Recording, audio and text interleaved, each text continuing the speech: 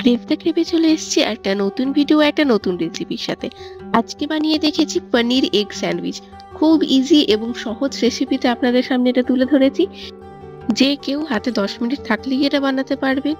তো চলুন ভিডিওটা শুরু করছি এবং আমার সাথে থাকুন। ফার্স্টে আমি এখানে কতগুলো ব্রেড নিয়ে নিয়েছি, ব্রাউন ব্রেড বা হোয়াইট ব্রেড যেটা ইচ্ছা নেবেন, এবং ফার্স্টে এটাকে একটু সেকে নিয়েছি বাটার, পেঁয়াজ কুচি, শসা, লঙ্কা, ক্যাপসিকাম এবং নিয়েছি দুটো ডিম। ফার্স্টে কড়াইতে হালকা তেল গরম করে সেখানে পেঁয়াজটাকে এবং লঙ্কাটাকে ভালোভাবে হালকা ফ্রাই করে নিয়েছি। একটু যখন দেখলাম ভেজে গেছে, সেই সময় আগে থেকে যে আলুটা সেদ্ধ করতে দিয়েছিলাম সেটাকে স্ম্যাশ করে এর ওপরে দিয়ে দেব। আপনারা চাইলে গ্রেটারও ইউজ করতে পারেন, বা আমি এরকম হাতের সাহায্যে ম্যাশ করেছি, আপনারা হাতের সাহায্যেই করবেন। এটাকে ভালোভাবে সেনে নিয়েছি এবং তারপর আমি কড়াইতে আগে থেকে ভেজে রাখা পেঁয়াজ এবং লঙ্কার সাথে মিক্স করে দেব।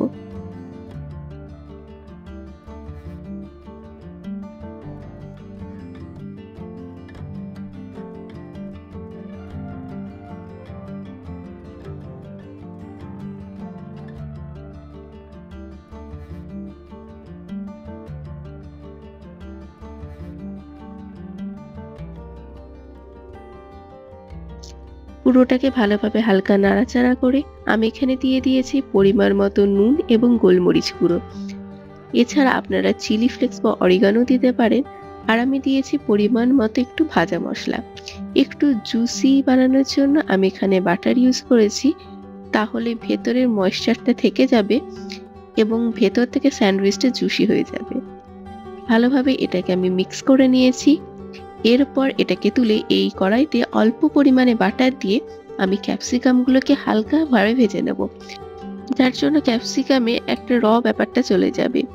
এই আলুটাতে এবার আমি এক টুকরো পনির গ্রেট করে নিয়েছি এবং দুটো ডিম যেটা আগে থেকে সেদ্ধ করে রাখা সেটাকেও গ্রেট করে দেব। সবটাকে আলুর সাথে ভালোভাবে মিক্স করে নেব এবং মিক্স করার পর এখানে আপনারা নুন এবং হালকা ঝাল পুরোটা চেক করে নেবেন, তারপরই আমরা ভেতরে পুট করব।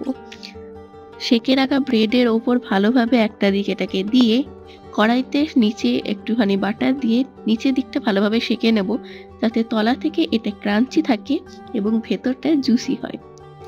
এইভাবে একটা দিক দিয়ে তার উপরে আগে থেকে স্টিয়ার ফ্রাই করে রাখা ক্যাপসিকামগুলো, পেঁয়াজ কুচি এবং শসাটাকে দিয়ে এবং আর একটা স্যান্ডউইচের ফালিতে সসটাকে ভালোভাবে লাগিয়ে একসাথে মুড়ে দিয়ে মাঝখান বরাবর কেটে দিলেই তৈরি হয়ে যাবে আমাদের এগ পনির স্যান্ডউইচ। বাড়িতে অবশ্যই বানান, 10 মিনিট সময় লাগবে, বাট এইটা একদম প্রোটিনে ফুল একটা মিল। একবার এটা ব্রেকফাস্টে খেলে আপনাদের আর কিচ্ছু খেতে হবে না। একবার এটা বাড়িতে বানিয়েই দেখুন, খুব অল্প উপকরণে এবং একদম রেস্টুরেন্টের মতো আমি এখানে স্যান্ডউইচ বানিয়ে দেখেছি। একবার অবশ্যই ট্রাই করবেন এবং আমাকে জানাবেন কেমন হয়েছে।